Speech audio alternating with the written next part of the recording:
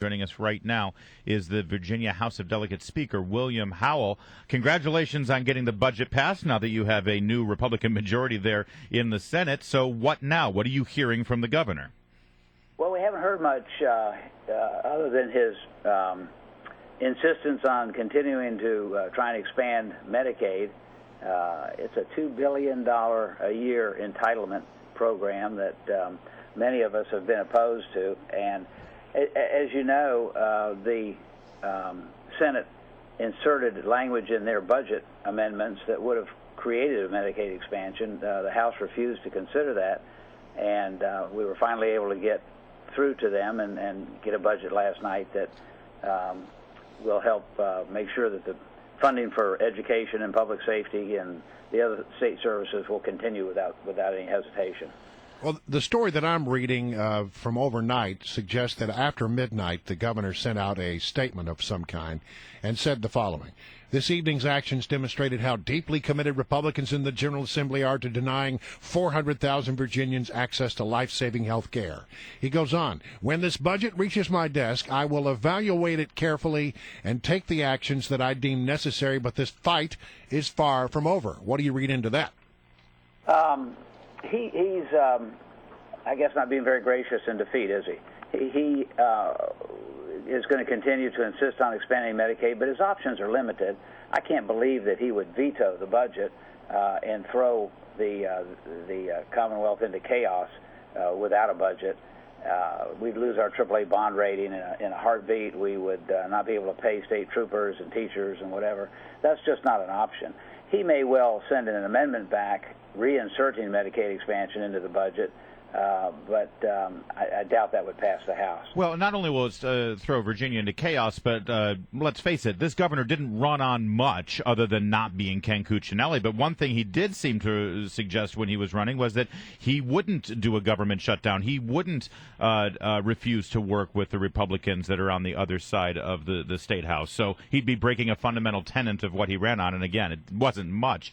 But let me ask you something. It seems to me, short of a veto and then a budget stalemate with the Senate and the House of Delegates, he has suggested, it seems, that he thinks he could do an Obama and use his pen and maybe start implementing Medicaid expansion in the Commonwealth. Do you fear that? Do you believe that he could try something like that? Well, I believe he could try something like that. Certainly, he's talked quite a bit in that direction. However, we just don't think that, and it's not just us, it's constitutional lawyers, it's people that have looked at the situation. We just don't feel he has the authority and the power to do that. Well, his attorney general has a real a creative way of interpreting the state's constitution. He does, but there are other attorneys that don't agree. I'm sure that were he to try something like that, it would end up in court. All right, so look, this deal and how it all came together, it all had to do, not in your body, but over in the Senate, where one Democrat was, is it too much to say he was persuaded to resign? Is that what happened? Yeah. I think that is too much to say. So what happened there? Well, I think Phil Puckett was not happy. He was a moderate, or is a moderate Democrat from Southwest Virginia. There's a lot of opposition to his party down there. I think he felt kind of out on a limb by himself. I think he's got some family concerns. He would like to see his daughter be made or continue as a juvenile and domestic relations judge. He's very capable, good judge from everything I hear.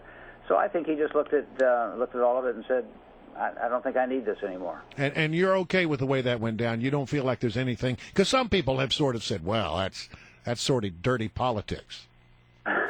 No, I don't think it was dirty politics at all. Yeah, those same people wouldn't have been saying it if it went the other way. No, they wouldn't. By those some people, we mean liberal media. Let me ask you this, Speaker, and again, our guest is Virginia Speaker William Howell. The headline, speaking of the liberal media, says that Virginia lawmakers passed stripped-down budget, huge budget cuts because of the budget shortfalls that the governor talked about a month ago, that the revenue was not coming in the way they thought. What was cut from the budget, if anything? Can you push back against this idea that you have stripped down the Virginia budget? No, we had to make some very significant cuts in spending. Revenue collections are down by nearly $400 million, or almost 20% in the month of May alone, and we expect revenue to be about $550 million short. Wow. In each of the two coming years of the biennium. So we're facing a potential shortfall of up to $1.5 billion, and that is going to entail some significant cuts. But the housing market and the economy here in Northern Virginia, at least, are doing quite well, booming, some would say. To what do you attribute this significant budget shortfall? Well, it's a couple of things. I think you can look at President Obama's tax hikes in 2012. A lot of people in Northern Virginia particularly took capital gains early, because the capital gains rate, as you recall, went from 15 to 20%, and a lot of people locked in those lower rates, resulting in a one-time additional tax payment that came in 2013, and we based our 2015 budget on that, which probably was a mistake. All right, so the governor has said he's going to evaluate the budget carefully and take the actions that he deems necessary. If after looking at this he decides he wants the fight and he deems it necessary to veto the budget, what would you say to him?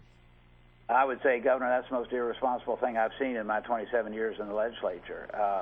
It would be impossible. If he has 7 days after he gets the bill, which will probably be about Wednesday of next week, he has 7 days to deal with it. If he waits that full time and gives us a veto 2 or 3 days before the end of the fiscal year, it will be impossible to come up with a budget in that short period of time, and you're going to have the resulting problem of government basically shutting down. Wow. Well, listen, we are going to watch this keenly, and I know that you are in the throes of some pretty high-end political discussions, and those will continue. If there are any developments, please keep us in the loop, because we've been watching this campaign the entire time, and the one thing Governor McCullough promised was that he would avoid a governorship. He did. He made a big point of this. He linked Cuccinelli with Ted Cruz and the federal government shutdown. And he said, that's the kind of thing Cuccinelli will do. That's never not the do it. Virginia way. That's what he said, yeah. We have those quotes. You will be reminding the governor and his people. All right. Well, great. Thanks for passing a budget. And now let's see what happens. Virginia Speaker William Howell, thanks for joining us. Thanks for having me on. I appreciate it. Thanks a lot, man.